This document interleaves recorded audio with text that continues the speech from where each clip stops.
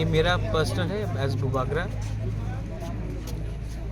Party से बड़ा अपना जाति होता है और मैं ये बात अच्छे तरीके से समझता हूँ। आज अगर हम लोगों को गवर्नमेंट ऑफ इंडिया कुछ देता है तो ये सिर्फ मोथा के लिए नहीं है, ये तिपरासा के लिए।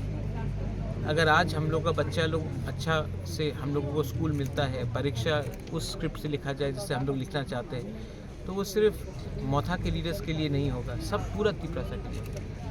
आज अगर गवर्नमेंट ऑफ इंडिया हम लोगों को पट्टा देता है, ज़मीन के लिए अधिकार देता है, 95% हानि पुसा भूमिहीन।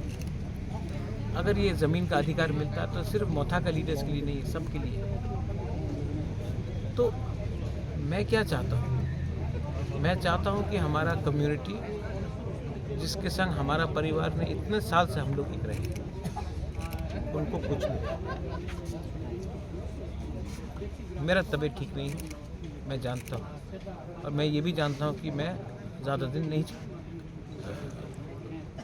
स्ट्रगल कर पाऊँगा। तो जब तक ज़िंदा हूँ अपने लोगों को कुछ दूँगा तो भगवान भी ऊपर में मुझे एक जगह देगा। लेकिन अगर मैं अपने लोगों को कुछ नहीं दे पाया तो मैं किसी के ऊपर बोझ नहीं बनना चाहता।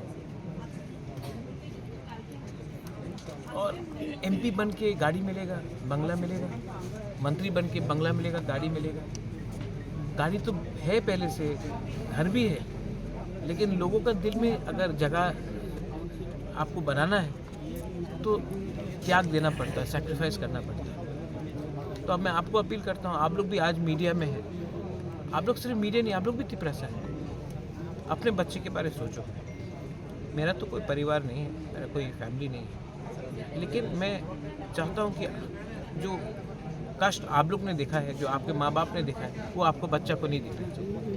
बस वही मैं सबसे अपील करता हूँ। कोई भी हो, पार्टी इम्पोर्टेंट नहीं है, आप लोग आओ, सपोर्ट करो। और गवर्नमेंट ऑफ इंडिया को भी समझना चाहिए कि ये